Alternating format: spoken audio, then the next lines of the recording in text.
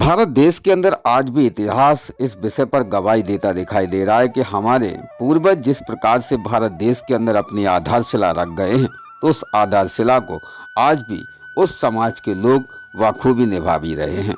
बात करें तो आज भारत में सबसे पहले 3 जनवरी जो कि याद करने वाली कड़ी मानी जाती है, जिसमें भारत की प्रथम महिला शिक्षक अध्यापक सावित्रीबाई फुले बनी थी, जिन्होंने श्रीमती सावित्रीबाई फुले को आज भी लोग याद करते हैं। सावित्रीबाई फुले के अगर हम विषय पर याद करें तो निश्चित है कि उन्होंने समाज को एक ऐसी दिशा दी है जिस दिशा में अगर समाज निरंतर चलेगा तो उसका उद्धार ही होगा। सावित्रीबाई फुले का जन्म 3 जनवरी 1831 को हुआ था, जिनके पिता का नाम खंजोशी नेवेसबे और माता का नाम लक्ष्मीबाई था। सावित्रीबाई फुले का विवाह 1841 में महात्मा ज्योतिराव फुले से हुआ था। सावित्रीबाई फुले भारत के पहले बालिका विद्यालय की पहली प्रिंसिपल भी बनी थी और पहले उन्होंने किसान स्कूल की संस्थापना भी की। वही महात्मा ज्योतिराव को महाराष्ट्र और भारत में सामाजिक सुधार आंदोलन में एक सबसे महत्वपूर्ण व्यक्ति के रूप में भी माना जाता है। उनको महिलाओं और दलित जातियों का शिक्षित करने के प्रयासों के लिए जाना जाता था। ज्योतिराव जो कि बाद में ज्योतिबा के नाम से जाने गए, सावित्रीबाई के संरक्षक, गुरु और समर्थक भी थे। सावित्रीबाई ने अपने जीवन को एक मिशन की तरह से जिया, जिसका उद्देश्य था विधवा विवाह कराना, छुआछूत मिटाना, महिलाओं की मुक्ति और दलित महिलाओं को शिक्षित बनाना। वे एक कवयित्री भी थी। उन्हें मराठी की कवयित्री के रूप में भी जाना जाता था। कई मुश्किलें भी आईं, जिन मुश्किलों को उन्होंने बखूबी समाज के उस तिरस्कार को भी संपूर्ण तरीके से सहा है। समाज में वे व्याकुलता से महिलाओं और बच्चियों को खास तौर पर शिक्षित करने के लिए प्रेरित करती थी। महिलाओं को और बेटियों को खास तौर पर एक ऐसी दिशा दिखाती थी जिससे कि महिलाएं अपने निरंतर पद पर बढ़ती रहें। वे स्कूल भी जाती थी तो विरोध उनका बहुत होता था, जिसको लेकर लोग भी उनके ऊपर पत्थर मारा करते थे। उन पर पत्थर भी फेंकते थे, साथ साथ उन पर गंदगी भी फेंका करते थे। आज से 191 साल पहले बालिकाओं के लिए जब स्कूल खोलना पाप का काम माना जाता था, तब ऐसा हुआ करता था। सावित्रीबाई फुले पूरे देश की महानायिका हैं। हर बिरादरी और धर्म के लिए उन्होंने काम किया। जब सावित्रीबाई कन्याओं को पढ़ाने के लिए जाती थी तो रास्ते में लोग उन पर गंदगी, कीचड़, गोबर, विष्ठा तक फेंक दिया करते थे। सावित्रीबाई एक साड़ी अपने थैले में लेकर चलती थी और स्कूल पहुंचकर गंदी कर दी गई साड़ी को बदल लिया करती थी। वह अपने पद पर चलते रहने की प्रेरणा बहुत अच्छे से निभाती थी। शिक्षा के क्षेत्र में सावित्रीबाई फुले ने बहुत बड़ा योगदान भी दिया है, जिसमें आज भी बदौलत महिलाएं सम्मान से जीवन व्यतीत कर रही हैं। भारत का ये इतिहास रहा है जिस भारत के इतिहास में आज भी हम उन महानुभावों को और उन महान मूर्तियों को आज भी याद करते हैं, जिन्होंने भारत के अंदर निरंतर अपनी नींव पूर्ण तरीके से जमा रखी है। 5 सितंबर 1848 में पुणे में अपने पति के साथ मिलकर विभिन्न जातियों की 9 छात्राओं के साथ उन्होंने महिलाओं के लिए एक विद्यालय की स्थापना भी की थी। एक वर्ष में सावित्रीबाई महात्मा फुले 5 नए विद्यालय खोलने में सफल हुई। तत्कालीन सरकार ने उन्हें सम्मानित भी किया। एक महिला प्रिंसिपल के लिए सन 1848 में बालिका विद्यालय चलाना कितना मुश्किल रहा होगा, इसकी कल्पना शायद आज भी नहीं की जा सकती। लड़कियों की शिक्षा पर उस समय सामाजिक पाबंदी थी। सावित्रीबाई फुले उस दौर में न सिर्फ खुद पढ़ी बल्कि दूसरी लड़कियों के लिए पढ़ने का बंदोबस्त भी कर गई हैं। वहीं उनका निधन जब हुआ तो पूरा देश आज सावित्रीबाई फुले को निरंतर याद कर रहा है। निधन होने के बाद बताया जाता है कि सावित्रीबाई का निधन 10 मार्च 1897 को हुआ था, जो कि उनको प्लेग के कारण सावित्रीबाई फुले का निधन हुआ है। प्लेग एक महामारी में सावित्रीबाई प्लेग के मरीजों की सेवा करती थी। एक प्लेग के छूत से प्रभावित बच्चे की सेवा करने के कारण उनको छूत लग जाने की वजह से और इसी कारण से उनकी मृत्यु भी होना बताई गई है। सावित्रीबाई फुले को निरंतर देश के प्रत्येक बच्चे, महिलाएं, वृद्ध आज भी याद करते हैं। क्योंकि माँ सावित्रीबाई ने निरंतर जो कार्य किए हैं उस कार्य की सराहना निश्चित तौर पर आज भी समाज करता चला जा रहा है। इसको लेकर आज एक भिंड शहर में विशाल जनसेवा और विशाल जन रैली का आयोजन किया गया था, जिनमें खास तौर पर बच्चे, वृद्ध, महिलाएं और युवा युवतियां भी देखे गए हैं, जो कि पैदल चलते हुए करीबन 8 किलोमीटर की परिक्रमा पर पहुंचते हुए भिंड के एमजेस कॉलेज के उस ग्राउंड में उस कार्यक्रम को संपन्न किया गया है। जिस कार्यक्रम में मुख्य अतिथि बतौर भिंड शहर के समस्त ओबीसी समाज और सभी समाज के यहाँ पर प्रबुद्ध नागरिकों की उपस्थिति रही, साथ ही राजनेताओं की भी उपस्थिति रही, जिस विषय पर उन्होंने मंच के माध्यम से माँ सावित्रीबाई फुले की उन यादों को याद किया है जो कि हमारे भारत देश के अंदर आज भी एक ऐतिहासिक कड़ी से जोड़ी जाती हैं। इसमें मुख्य अतिथि के बतौर हिना काबरे, जो कि मध्य प्रदेश कांग्रेस की पूर्व नेता प्रतिपक्ष रह चुकी हैं, उनके यहाँ पर खास तौर पर मुख्य अतिथि बनाई गई।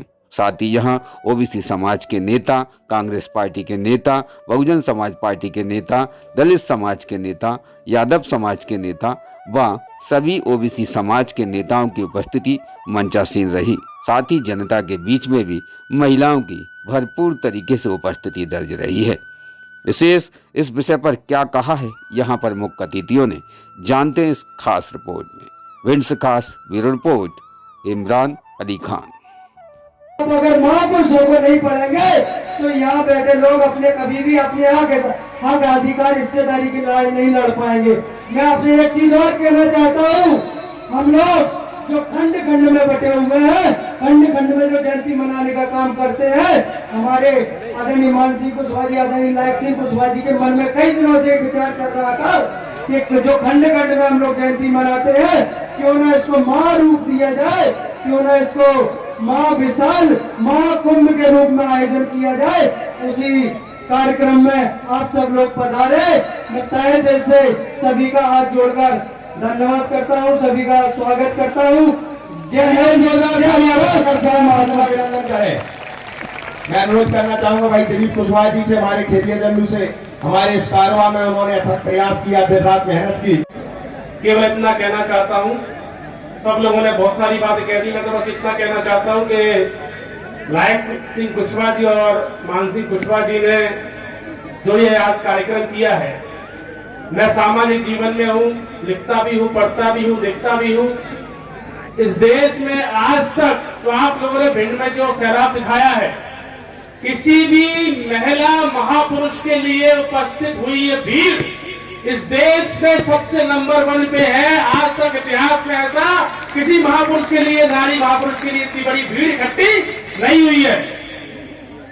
किसी देवी के लिए हो सकती है, देवता के लिए हो सकती है, पर इस धरती पे जो जन्म है ऐसी महापुरुष माता सावित्रीबाई फुले के लिए आपने जो कारवा दिखाया है, मुझे तो ये लगता है मेरे पत्रकार साथियों को भी इसी हेडलाइन के साथ ही खबर छापनी चाहिए, कल अखबारों में और प्रिंट मीडिया में और मीडिया पर दिखाना चाहिए कि इस भिंड की धरती पे हजारों की तादाद में एक महिला महापुरुष के सम्मान में उसकी चल यात्रा निकाली गई और तब आयोजन हुआ कि देश में मील का पत्र है और भिंड की धरती पर हमारे महानुभावों ने करके दिखाया है। और केवल इतना कहना चाहता हूं कि घर में अपनी बेटी को पढ़ाइए। मेरी माँ 8वीं पास थी और मेरी बहन पीएचडी तक की शिक्षा प्राप्त कर चुकी है। तो हमें अपने घर से जितने भी यहाँ मंच पर राजनेता है, जितने भी आप सामने बैठ रहे हो, अगर इस सामाजिक कार्य को चलाना चाहते हो और महिलाओं का सशक्तिकरण चाहते हो तो पहले अपने घर से अपनी बहू बेटियों से शुरुआत कीजिए। मेरी पत्नी स्वयं पीएचडी कर रही है, तो मैं ये मानता हूं कि आप अपने जीवन में इस बात को अमृत कीजिए। और मैं पुनः अध्यक्ष जी को और सभी टीम को शुभकामनाएं प्रेषित करता हूँ। राजनीतिक बातें फिर कभी होगी। धन्यवाद। जय ज्योति, जय भीम, जय माता सावित्रीबाई फुले। पूरी टीम जिन्होंने आज ये बता दिया इस कार्यक्रम के माध्यम से, इस रैली के माध्यम से, इस चल समारोह के माध्यम से कि आप लोगों का आशीर्वाद रहा, तो आज आपके बीच की ये आवाज एक दिन विधानसभा की आवाज जरूर बनेगी। वो समय दूर नहीं जब आप आपके बीच की ये आवाज लोकसभा में आपकी आवाज बनी। हमारे साथ इस समारोह में उपस्थित हमारी साथी, मेरे साथ विधायक नहीं, श्रीमती रक्षा सिरोनिया जी, मंच पर उपस्थित हमारी भाभी श्रीमती मानसिंह कुशवाहा जी, श्रीमती लायक सिंह कुशवाहा जी। आज माता सावित्री फुले जी की जयंती है।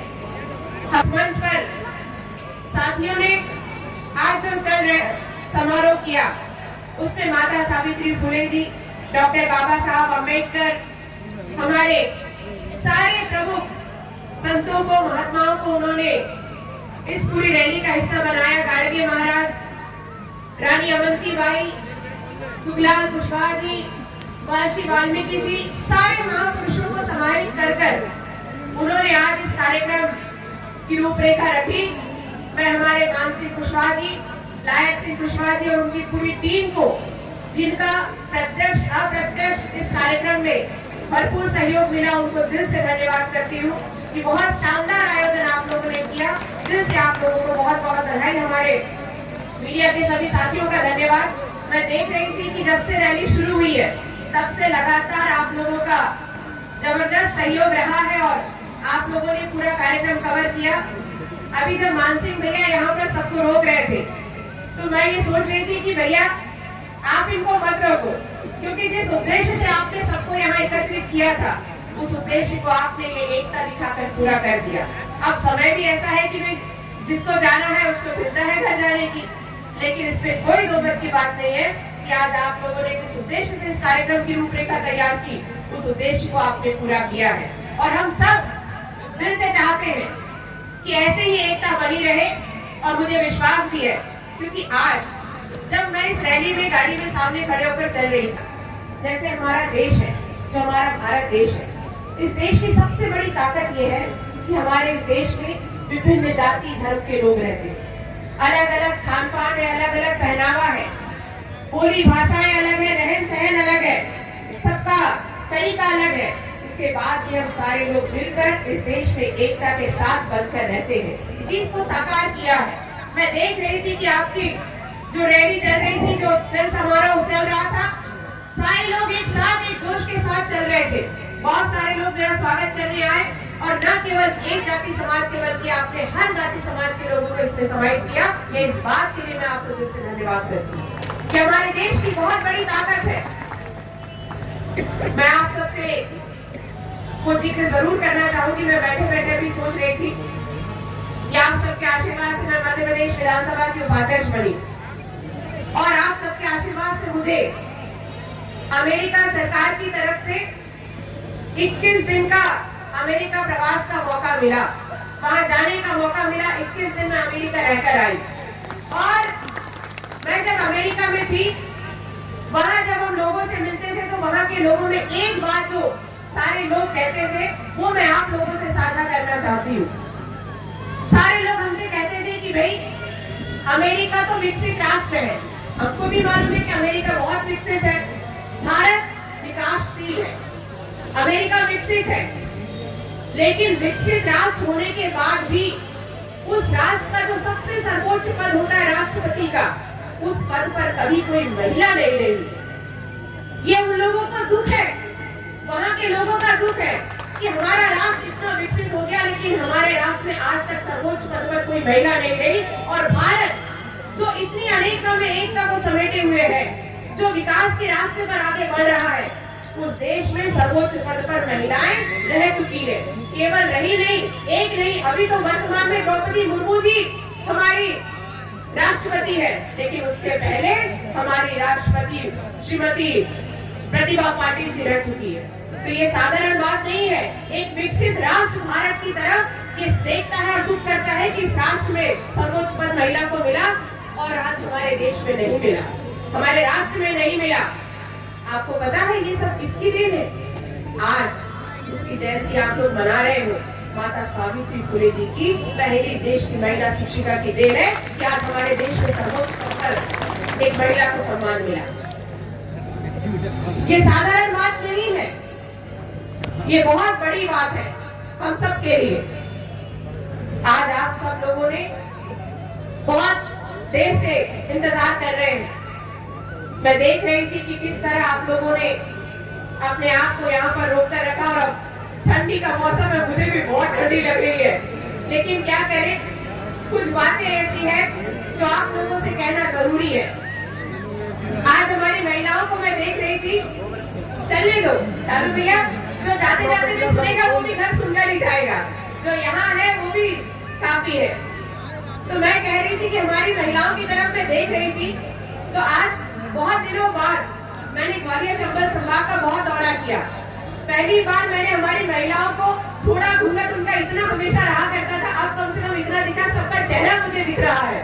वाकई में ये बहुत अच्छी बात है, क्योंकि मैंने एक बार एक सभा में कहा था, मुझे जौरा में बुलाया गया, मैं वहां जब गई तो मैंने देखा कि हमारी जितनी महिलाएं आ रही थी मंच पर स्वागत करने, सबका घूंघट बिल्कुल चेहरे तक था। मैं उनको मिलना चाहती थी, देखना चाहती थी, तो मुझे पल्ला उठा के देखना पड़ता था। तो मैंने कहा कि भाई बहुत अच्छा हुआ कि माता सावित्री फुले जी का जन्म इस इलाके में नहीं हुआ, वो महाराष्ट्र में जन्मी। यदि इस इलाके में होता तो शिक्षा से पहले महात्मा ज्योतिबा फुले जी को उनका घूंघट ऊपर लाने में सदियों बीत जाते।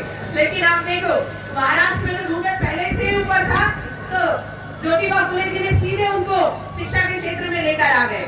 और सबसे बड़ी बात, अभी इस मंच पर यह बात हुई थी कि महिलाएं कम आती है, महिलाएं आना चाहती है। जैसे लालू भैया ने पहली बार अपनी धर्मपत्नी को लेकर आए कार्यक्रम में, आप सब लोग यदि चाहोगे तो निश्चित रूप से महिलाएं आएंगी भी। और जब जब महिलाओं को आप साथ लेकर चलोगे, आप देखना, आप जिस क्षेत्र में भी काम कर रहे हो, राजनीति में हो चाहे किसी अन्य क्षेत्र में, आप देखना आपको आप यदि उनको ऐसे कार्यक्रम का हिस्सा बनाओगे तो आपको सहयोग ही मिलेगा, आपको आगे बढ़ने में मदद ही मिलेगी, क्योंकि महिलाएं बहुत शक्तिशाली होती है। आप कल्पना करो, महिलाएं को आगे आना चाहती है, लेकिन उसके लिए आप लोगों को मेहनत करनी पड़ेगी।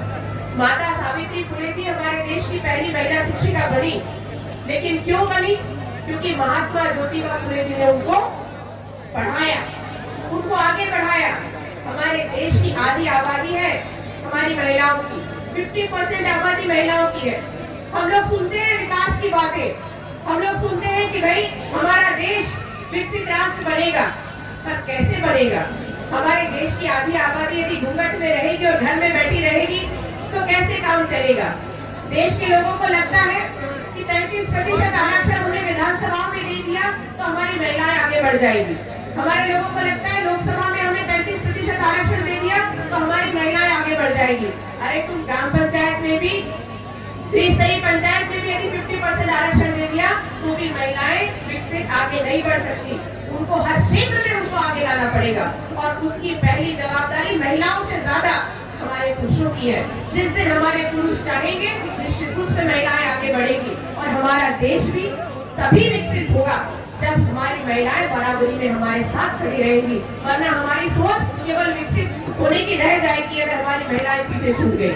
मुझे मालूम है कि आप सारे लोग बहुत देर से यहाँ पर देख रहे हैं, लेकिन आज आप लोगों ने ये जो कार्यक्रम किया, मैं इस कार्यक्रम के लिए दिल से बहुत बहुत धन्यवाद करती हूँ। और आप लोगों से एक ही निवेदन करना चाहती हूँ, जिस तरीके से आपने सबको सम्मानित करके ये कार्यक्रम किया है, आज आने वाले दिनों में आपको इसी एकता को बनाए रखने की आवश्यकता है। और मुझे विश्वास है कि जिस तरह से आप लोगों ने शुरुआत की है, आने वाले दिनों में, अभी यहाँ पर राजनीति की बहुत सारी बातें चली। आपको मालूम है कि राजनीति में जो सबसे कठिन दौर अभी चल रहा है वो इस समय ही है। आज आप सोचकर देखो, हमारे देश में लोकतंत्र है, लेकिन आज लोकतंत्र पे खतरा है। आज लोकतंत्र भी स्वतंत्र नहीं है। और ये कैसे, मैं आपको बता दूं, अगर लोकतंत्र स्वतंत्र होता तो आज हमारे देश के गृह मंत्री अमित शाह जी की इतनी हिम्मत नहीं होती कि वो भरी संसद में डॉक्टर बाबा साहब आम्बेडकर का अपमान करे, वो उनका मजाक बनाए। ये साधारण बात नहीं है, इस बात को गंभीरता से लेना, क्योंकि अब चाहे वो कोई भी दल हो, उनको ऐसा लगने लगा है कि हम केवल और केवल जो हमारा लोकतंत्र है उसको हम सरकार के जो सरकारी खजाने का पैसा योजना योजनाओं के माध्यम से लोगों को देंगे और हम उनका वोट लेंगे, चाहे वो योजना लाडली बहना योजना के नाम से हो, लाडली लक्ष्मी योजना के नाम से हो या किसान सम्मान निधि के नाम से हो। सबको लगने लगा है, भारतीय जनता पार्टी को तो खास कर ये लगने लगा है कि हम योजनाओं के माध्यम से पैसा देंगे और हम सीधे सीधे वोट ले लेंगे। लेकिन आप ये बात समझ लो, मैं जानती हूँ ये कि यह मंच राजनीतिक मंच नहीं है, लेकिन आज हमने महापुरुषों को देखा है, आज आपने सब महापुरुषों को यहाँ रखा है, आपने उनका सबका सम्मान किया है। आज डॉक्टर बाबा साहब आम्बेडकर का सम्मान आज मजाक बनाया गया संसद में, लेकिन वो दिन दूर नहीं। यदि आप लोग एकत्रित नहीं हुए, एकजुट नहीं रहे, तो कल को माता सावित्री फुले जी का भी अपमान संसद में करने से कोई नहीं बचेगा। आप गाड़गी जी महाराज की बात कर रहे हैं, लाली अहमद की बाई की बात कर रहे हैं, आप सरकारी बाई की बात कर रहे हैं। यदि ऐसा ही चलता रहा, लोकतंत्र यदि स्वतंत्र नहीं रहा, तो आज आप देखना कि आने वाले समय में इन महापुरुषों का भी मजाक बनाने में कोई भी सरकार पीछे नहीं रहेगी। इसलिए आपको पूरी ताकत के साथ जो एकता आपने बनाकर रखी है और लोकतंत्र को स्वतंत्र ही रखना पड़ेगा, उसे किसी योजना का गुलाम बनने मत देना। आज माता सावित्री फुले जी की जयंती है, आप कल्पना करो जब डॉक्टर बाबा साहब ने हमको संविधान दिया, उस संविधान के आधार पर हमको सबको साथ रहने की ताकत मिली। लेकिन जब महात्मा ज्योतिबा फुले जी ने कार्यक्रम किया, जब महात्मा ज्योतिबा फुले जी ने शिक्षा के क्षेत्र में वो आगे बढ़े, उन्होंने जब सबको साथ लेकर आगे बढ़ने का प्रयास किया, उस समय तो कोई संविधान नहीं था। हमारे देश का संविधान तो आजादी के बाद बना है। भाई जिस समय महात्मा ज्योतिबा फुले जी का जन्म हुआ, उनकी मृत्यु हुई, उनकी मृत्यु के बाद डॉक्टर बाबा साहब अम्बेडकर का जन्म हुआ। तो जब संविधान तो आजादी के बाद बना, लेकिन उस समय जब संविधान नहीं था, उस समय भी हमारे महापुरुषों ने, महात्मा ज्योतिबा फुले और माता सावित्री फुले जी ने सारे लोगों को, जिनको शिक्षा का अधिकार नहीं था, उनको सबको एक साथ लेकर आगे बढ़ने का प्रयास किया। और आज उसी का प्रतिफल है कि सारे लोग मिलकर शिक्षित है, और खासकर महिला शिक्षिका के बारे में आज उन्हीं का दिन है। तो ये उन सारी बातों को आपको चिंतन भी करना पड़ेगा। भीड़ बुलाने से फर्क नहीं पड़ता, लेकिन आप जो सोच रखते हैं उसको एक एक व्यक्ति तक समझना भी पड़ेगा, क्योंकि जिस दिन बहुसंख्यक के समाज के मन में ये सोच आ गई, ये उन्नति वाली सोच आ गई, तो उस दिन इसको आगे बढ़ने से कोई नहीं रोक सकता। आपकी ताकत दुगनी हो जाएगी, 100 गुनी हो जाएगी, यदि आप चिंतन के साथ आगे बढ़ेंगे। और मुझे इस बात का विश्वास है कि आज मैं भी एक पार्टी से जुड़ी हुई हूँ। आज हमारी रक्षा बहन यहाँ पर बैठी हुई है, आज वो भारतीय जनता पार्टी से है, मैं कांग्रेस से हूँ, हम दोनों इस मंच पर हैं। लेकिन आज बात यहाँ किसी पार्टी की नहीं हो रही है, आज बात यहाँ समाज को आगे लेकर जाने की हो रही है। चाहे उनका समाज हो, चाहे हमारा समाज हो, चाहे कोई भी समाज हो, हम सबको यदि एक साथ बढ़कर आगे बढ़ना है, अगर हमको हमारे देश की एकता और अखंडता को बचाकर रखना है, तो हमको उन सारी बातों का जिक्र सामाजिक मंच पर करना पड़ेगा। ये मंच एक ऐसा मंच है जहाँ आप खुलकर अपनी बात रख सकते हो। अरे हम यहाँ नहीं करेंगे तो कहाँ करेंगे? मैं किसी एक बैनर करने पर बात हो नहीं सकती, लेकिन ये मंच ऐसा है जिसमें सारे दल के लोग एक साथ खड़े होते हैं, एक साथ एक दूसरे का स्वागत करते हैं। यहाँ खुल के नहीं बोलेंगे तो कहाँ बोलेंगे?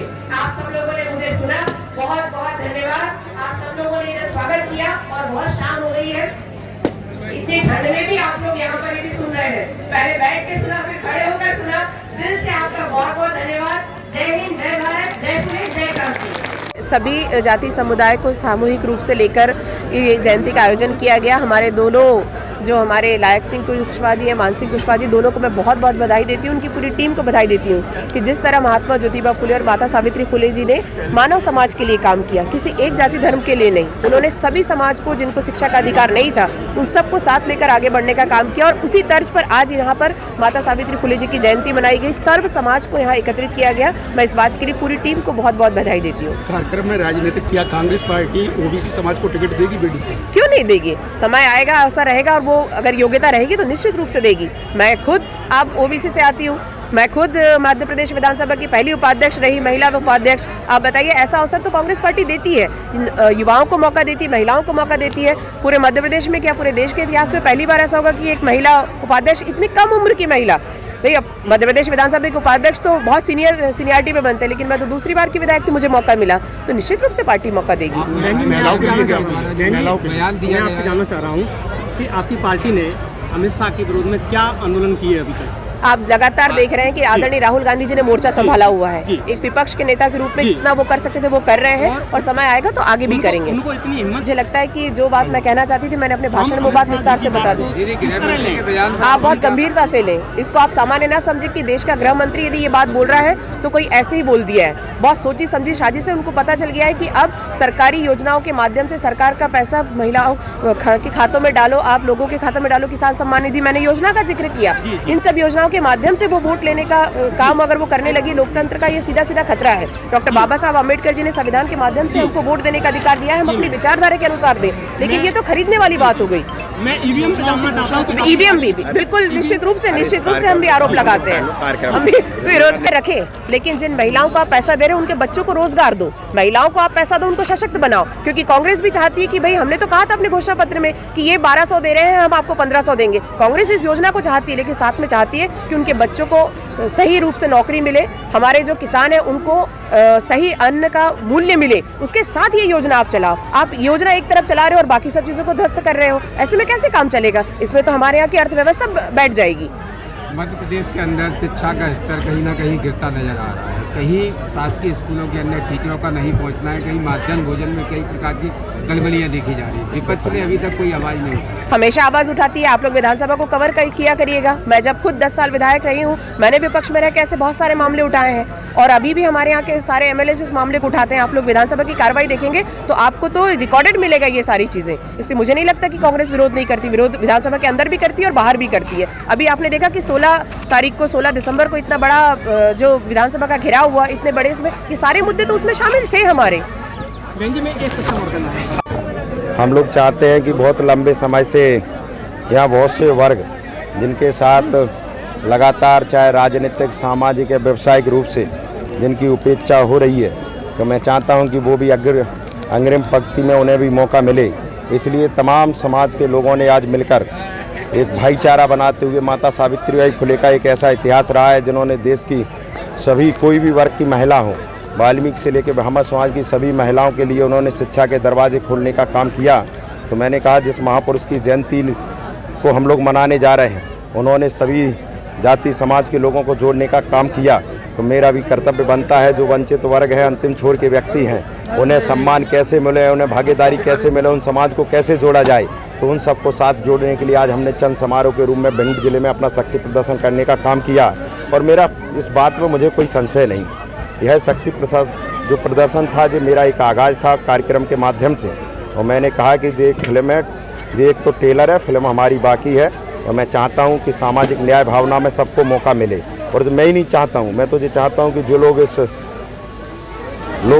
इस व्यवस्था में रहते हैं उन सारे लोगों से भी हमारा अनुरोध है। मैंने जगह जगह कहा कि एक भाई बहुत पैसा वाला हो जाए और एक भाई गरीब रह जाए तो दोनों के बीच में भाईचारा जिंदा नहीं रह सकता। तो इसमें समानता कैसे आए, इसके लिए हम सब लोगों ने पहल करने का काम किया। तो कार्यक्रम पूर्णतः सामाजिक था, सारे राजनीतिक दलों के लोगों ने अपने विचार साझा किए और अंततः उनका सबका एक ही मत था कि जो वंचित वर्ग और अंतिम छोर का व्यक्ति है उसको ताकत, शक्ति, बल राजनीतिक, सामाजिक और व्यावसायिक रूप से कैसे मिले, इस पर सबने अपने विचार रखे। जो लोग आए, मीडिया के तमाम साथी, आप सब लोगों ने जो प्रेम इसमें, हम लोगों ने इसमें 3 मांगें रखी हैं कि माता सावित्रीबाई फुले की स्टेचू भारौली वाले तिराहे पर लगाई जाए। दूसरा, राष्ट्रपिता ज्योतिराव फुले के नाम पर जो ऐच्छिक अवकाश है उसको शासकीय अवकाश घोषित किया जाए। और देश और दुनिया की हम लोगों की मांग है कि जिस देश में पेड़ पौधे, पशु पक्षी, जीव जंतु सबकी गिनती होती है, लेकिन यहाँ तमाम लोग ऐसे हैं जिनकी कोई गिनती नहीं होती। मैं चाहता था, हम लोग एक नारे को सदियों से बुलंद करते आए हैं कि जिसकी जितनी संख्या भारी उसकी उतनी हिस्सेदारी, लेकिन जब तक हम लोगों की गिनती नहीं होगी तब तक हिस्सेदारी कहाँ से सुनिश्चित हो जाएगी। इसलिए हम सब लोगों ने तमाम लोगों को जो बहुजन विचारक महापुरुषों के नाम पर जोड़कर आज हम सब लोग यहाँ इकट्ठे हुए हैं। और यही सब बातें हम लोगों ने ज्ञापन पत्र के माध्यम से हमने मांग की है कि देश में जो जनगणना होनी है उस जनगणना को जातिगत जनगणना का रूप दिया जाए। यही मांग हम सब लोगों ने ज्ञापन पत्र के माध्यम से। देश के नेता भी तो चाहते हैं देश संविधान से चले। देश का हमारा कौन सी इस पार्टी का नेता नहीं चाहता कि हम लोग तो संविधान को मानने वाले लोग हैं। और संविधान ये कहता है कि हर व्यक्ति का सम्मान हो, हर व्यक्ति को भागीदारी मिले, हर व्यक्ति को राजनीतिक हिस्सेदारी मिले। और जब ये देश का संविधान कहता है और यही बात हमारे नेता कहते हैं, तो मैं तो उस दल का छोटा सा कार्यकर्ता हूँ, तो मैं इस बात को क्यों नहीं बोलूँगा। मैं तो डंके के चोट पे बोलूँगा। और इस बात का दर्द हमारी पार्टी को नहीं है, कुछ लोगों के दिल और पेट में दर्द हो सकता है, तो मैं ऐसा दर्द समय समय पर देने का काम करता रहूँगा। रोज़ ताज़ा खबरें देखने के लिए हमारा चैनल DVC 24 न्यूज़ को सब्सक्राइब करें, साथ ही बेल आइकन भी दबाएं।